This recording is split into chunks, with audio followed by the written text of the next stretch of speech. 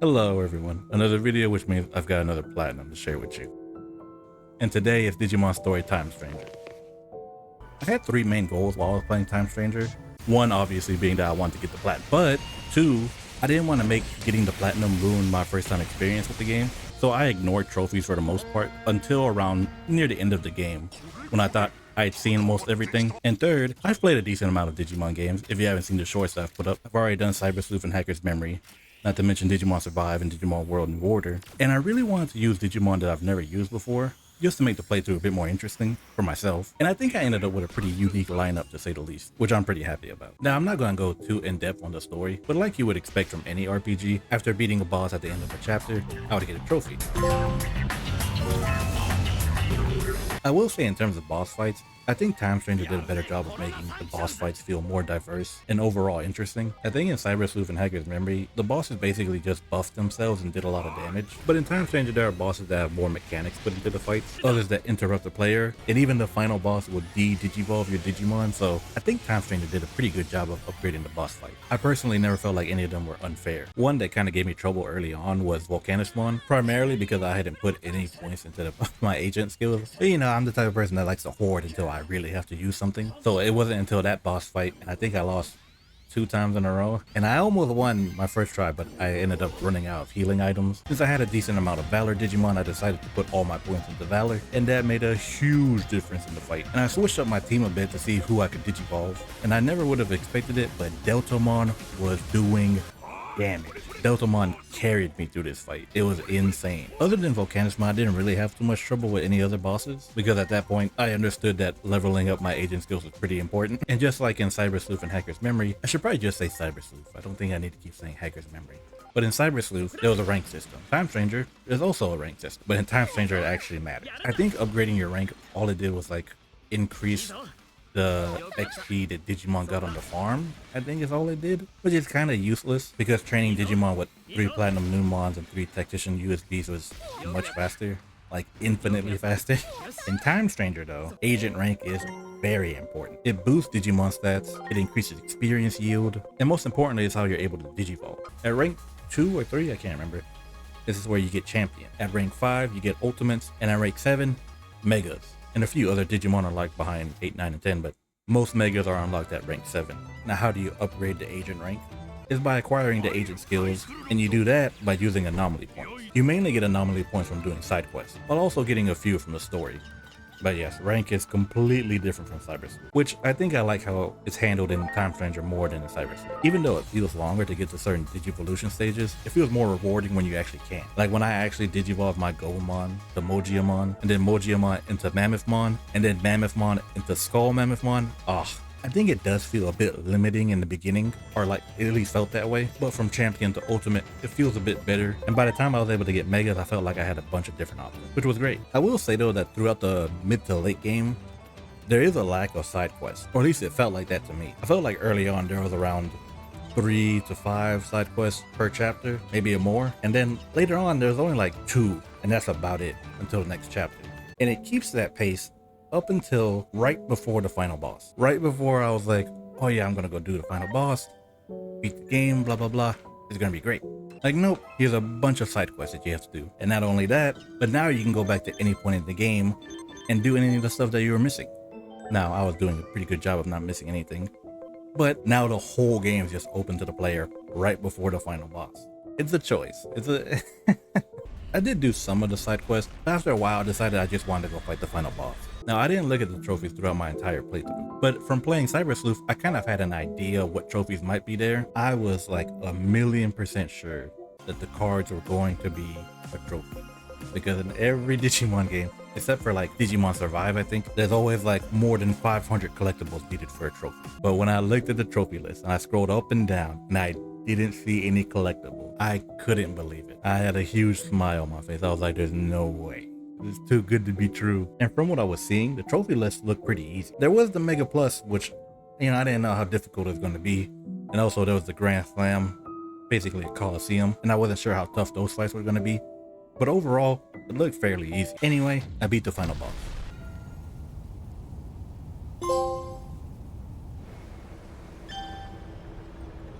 You know, to give like final thoughts on the story, I've been comparing Time Strangers to Cyber Sleuth because obviously they're both Digimon story games. And one place where I think Cyber Sleuth is better is I think I like the Cyber Sleuth characters more than the Time Stranger ones. Not to say like Inori, Agiomon, Dr. Simmons, and all of them are bad. I just think the Cyber Sleuth crew was really memorable and likable and all that, at least for me personally. When it comes to Inori and Agiomon, I don't know how to put it. I understand why Inori cares for Agiomon. I understand why Agiomon cares for Inori. I don't really understand why I, as a player, care that much about either of them, if you know what I mean. Like, the agent goes on adventures with them, you know, helping Digimon, doing all that. But at no point do I feel like there was actually any real bonding happening. Again, just my opinion. So yeah, so I didn't really make a connection with either of them. Well, I did make some connection with Agiomon. I do like the scene where Agiomon and the agent are talking, and the agent kind of willingly sacrifices himself, I guess is the best way to put it. I think that scene kind of hit me. But there's a part in the story where Agiomon and Inori are gone. They've been with me the entire time up till that point, and I honestly, I didn't miss them. Not a bit. I will say though, while I didn't like, well, I shouldn't say I didn't like, I just didn't connect with Inori and Agiomon. Dr. Simmons was cool, and I forget her name, but you know, her assistant. And also, I thought Inori's dad was gonna play a bigger role, but he didn't do it. I honestly feel like he didn't do anything. Well, he plays like an antagonistic role, but even that's like feels kind of whatever. I did like Mercurimon, Junomon, Venusmon, Divermon, and then Divermon into Neptunemon, the Bearmon brothers. Yeah, I liked all of the Olympus members. But overall, I enjoyed the story. Anyway, I've had my fun. I enjoyed getting my wacky little team of Digimon. And look at them. I think I had a pretty unique lineup. I think they're pretty good. It's time for some actual trophy hunting. There's a decent amount of trophies that are tied to certain side quests. 3 of the missions are kind of like hide and seek style, I guess the best way to say it. You know, there's something on the map, you go find it, and there's like a couple of those. I don't know, probably a better way to say it. But anyway, there's 3 trophies like that. Most of them are pretty easy. I did have to look up the Edamon one because I had no idea where he was. Another trophy involved the Royal Knights, aptly named Royal Knights Assemble. Now, I'm a Digimon fan, but I'm not a hardcore fan. I'm pretty casual. There's a bunch of stuff I don't know about Digimon or never seen before, never heard of before. And one of the things is, my first introduction to a lot of the Royal Knights members was in Cyber Sleuth. So I kind of have like a certain idea of them. And Time Stranger did a great job of breaking all that down. Especially Leopardmon. Leopardmon in Cyber Sleuth is like antagonistic, maniacal, evil guy. Maybe not. Well, no, he's evil. Or maybe I should just say bad guy. He isn't in his right mind. Whatever you want to say. But in this game, dude's a weirdo. Like, I don't know how else to say it. You meet him first in the Gear Forest, which, by the way, I love the Gear Forest. I think it's the best area. Anyway, you meet him in the Gear Forest where he's kind of like lost his mind, and he's in his beast mode, and you have to stop him so he can regain his sanity, which is fine, and he seems grateful at the time. But as soon as you go back to the village, he's all like, ew, humans, ew, disgusting humans. I was like, what? Was such a weird energy switch. And then when you're done with this mission, he's still kind of like meh. But then there's another trophy that has to do with cards, and there's a mission for fighting someone calling themselves the Card King. And when you beat this person, who is human, or it appears to be human, they transform and it's Leopardmon. Bro has super secret meetings that he needs to attend, but he's going around playing card games with other humans. I don't understand what's wrong with this guy. Digimon.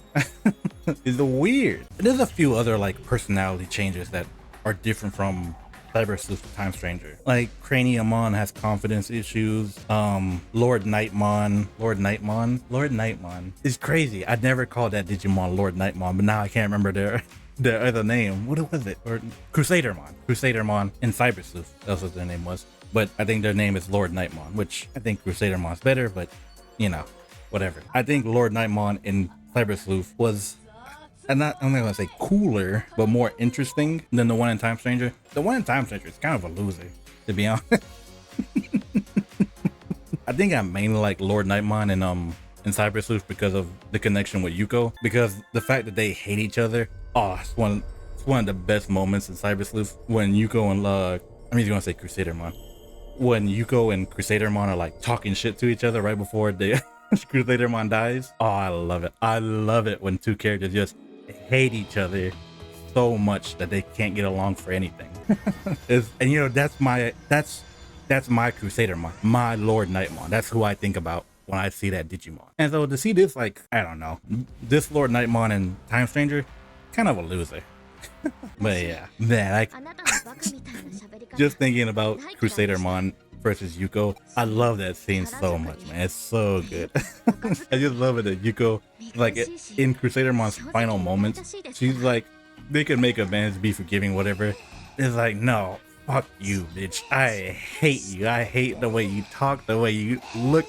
I hate you. Oh, it's so good. It's such a good moment in Cyber Sleuth. It's easily one of my favorite parts. What was I talking about?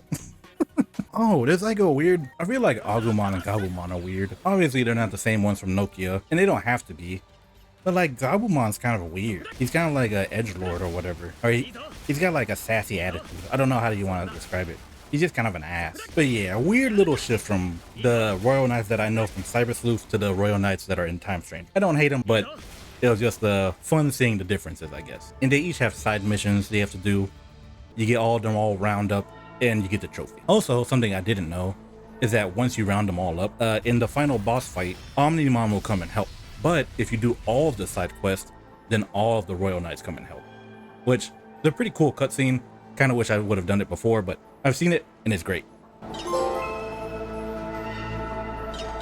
I only had 2 side missions left. One was the Minervamon questline, and I call it questline because a lot of these quests, once you do them, there will be another quest that comes afterwards. And I think Minervamon has like 3 or 4. And the other one I had left was the Paradise Coliseum. And the Coliseum has a bunch of different fights that you'll unlock by doing other side missions or throughout the story.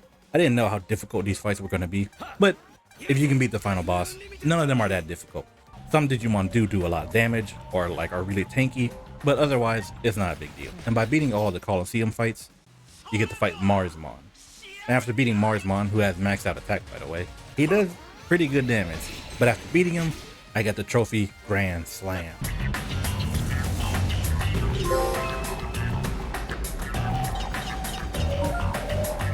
And Minervamon's questline is kind of weird. It's kind of like a love quest. I don't know. I was like half paying attention. And I'm only going through this because, you know, it's the final quest that I did. She talks about seeing a motorcycle and being like, wow, motorcycle.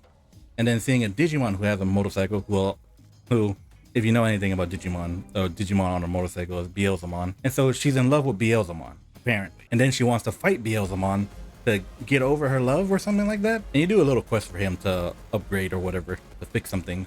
And then he goes into, I don't know what his mode is called. I don't think it's called burst mode. Let me look it up real quick. I don't want to get actually by Digimon nerds, okay? Beelzemon blast mode. There you go. But yeah, you transform into blast mode, and then Minervamon's okay. Without love? With love? With feeling love, but out of love? I don't know. I was barely paying attention. I don't really remember any of the dialogue. I only did it last because I like Minervamon. I'm not for sure because obviously I just said I don't know. But is there some kind of joke where it's like Minervamon only likes motorcycles? Because Beelzemon in his normal form has a motorcycle, but I'm not for sure if he does in blast mode. I don't know. It's funny if it isn't, and if it's not, who cares? Anyway, with all the side quests now done, I have all the anomaly points I need to max out my agent rank, which obviously is worth a trophy.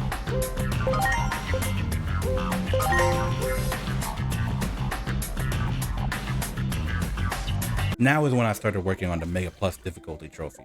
I was a bit worried that Mega Plus difficulty was going to be really challenging, but in actuality you can change the difficulty at any time. So you can play through most of the game in story mode just to make it faster, and then beat the final boss in Mega Plus, which is all that matters for getting the trophy. And while it does make it easier, you still have to grind up Digimon to be able to actually beat the boss.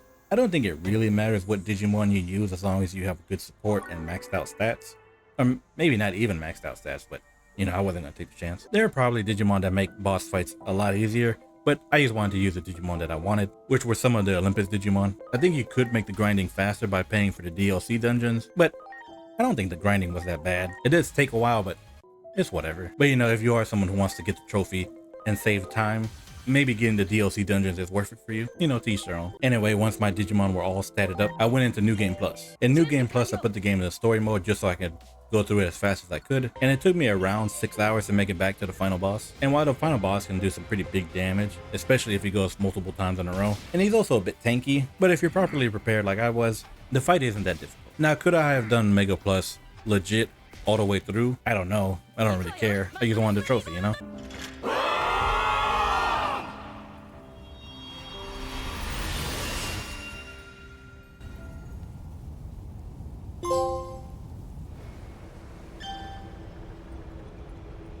And with that done, there was only 2 trophies left I needed for the platinum. So the thing about me is that I like to pick what trophy I get the platinum on. And I really don't like when a game kind of forces me to have a specific trophy as a platinum. Because whenever you're playing a game, let's take Time Stranger for example, you do everything and then Mega Plus would probably be the trophy where you get the platinum on, right? Because it's an entire playthrough, is the longest thing you would probably do. You'd probably do everything else first and then get the platinum. I don't want to do that because I think that's what everyone would do. I like picking my trophy. And with all the previous Digimon games that I did exactly that. And I thought it'd be a cool idea to get all the platinums on the Digimon games. Digimon Survive, Digimon World Next Order, Digimon Cyber Sleuth, Digimon Hacker's Memory. They each have a trophy with the field guide, either by completing the field guide or having a certain amount of Digimon registered within it. Those are the trophies I picked out to get my platinums on. Unfortunately, Digimon Time Stranger doesn't have that trophy, which I would have known if I had looked at the trophy list, but you know how it goes. I planned something, it didn't work out, so I had to go for option B. The closest I can get was either Darkness Awakens or Beyond Digivolution, which involves getting a certain Digimon within the field guide. They don't really line up with the other games, but they're the closest I can get, obviously. And so I picked the one with the cooler sounding name to be the one I got the platinum on.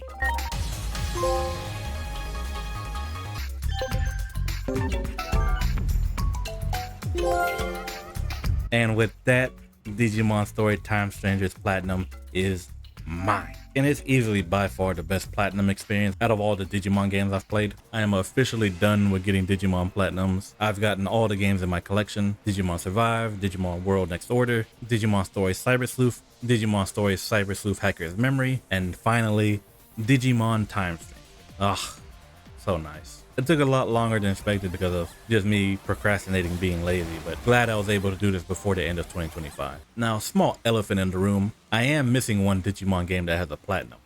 I think it's called Digimon All-Star Rumble, but for that game, I don't have it, I don't have a PS3, and I just don't really care to get it. I'm pretty satisfied with my collection as is, but never say never, right? Maybe one day I'll go out my way to get it. I had a goal of hitting around 25 platinum trophies. My overreaching goal was 50, but my main goal was 25, and obviously I don't think I'll be able to hit that when I'm only around 11 right now. But with that being said, I made a new account just so I could have a nice clean trophy list and look at some platinums for games that I like. And on that front, I think I'm having a pretty great start. But this is probably my last video for 2025. Thanks for watching. I hope you enjoyed everything I put out this year. I would greatly appreciate a like and subscribe. But most importantly, thanks for watching and be safe.